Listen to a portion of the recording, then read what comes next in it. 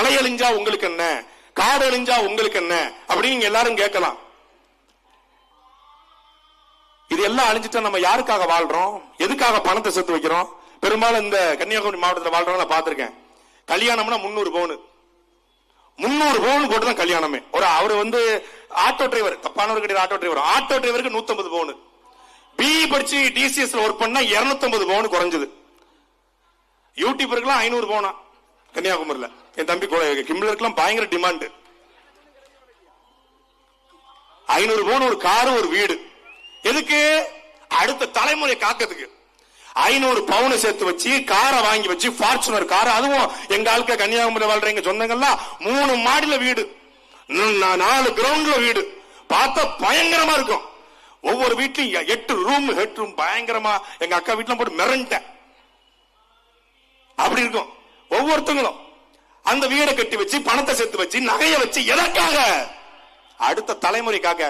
இந்த மண்ணும் இந்த மலையும் இந்த காடும் இருந்தால் தானே உங்கள் 500 பவனும் உங்கள் வீடும் இருக்கும். அதை காப்பாற்றத்தான் செந்தவரின் சீமானும் தம்பிகளும் இந்த கூட்டத்தை நடத்துகிறோம். கன்னியாகுமரியினுடைய பலம் என்ன, வளம் என்ன, அழகு என்ன? மலைகள். அந்த மலையை சுக்கு சுக்கா நொறுக்கிட்டு இருக்கான். ஒரு நாளைக்கு 600 லாரிகள் மூலமாக கேரளாவுக்கு மலைகள் கடத்தப்படுகிறது, தாஜ்மஹல் கடத்தப்படுகிறது, எம்சாண்ட் கடத்தப்படுகிறது.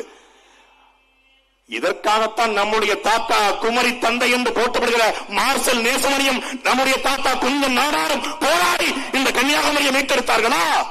சொல்லுங்கள். நாங்கள் மான நாடார்கள், நாங்கள் மான பிள்ளைமார்கள், நாங்கள் பெர்னாண்டஸ், நாங்கள் பரவர்கள், நாங்கள் தேவமார்கள், நாங்கள் கோணாக்கமார்கள், நாங்கள் அவர்கள் இவர்கள் என்கிறீர்களே. உங்களுடைய பலம் உங்கள் கண்ணு முன்னே கொள்ளை போகிறது. அப்புறம் என்ன மயத்துக்கு உங்க மூஞ்சில மீச என்று கேட்கத்தான் உங்கள் பிள்ளைகள் வந்துக்கிறோம். அப்புறம் என்ன என்ன பெருமை, என்ன சாதி பெருமை, என்ன மத பெருமை?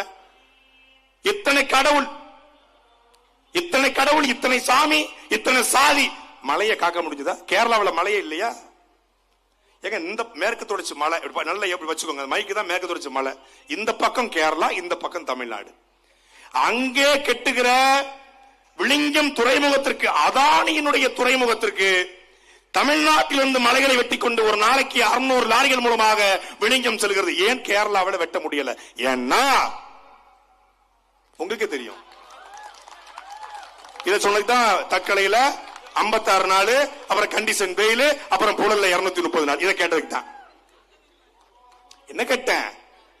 அந்த மண்ணை, மலையாளத்தை தாய்மொழியா கொண்ட அந்த மண்ணையும் மக்களையும் உயிராக நேசிக்கிற ஒரு தலைவன் இருக்கிறார். இங்க இல்லை. அதை உருவாக்கத்தான் உங்கள் பிள்ளைகளாக வந்திருக்கிறோம்.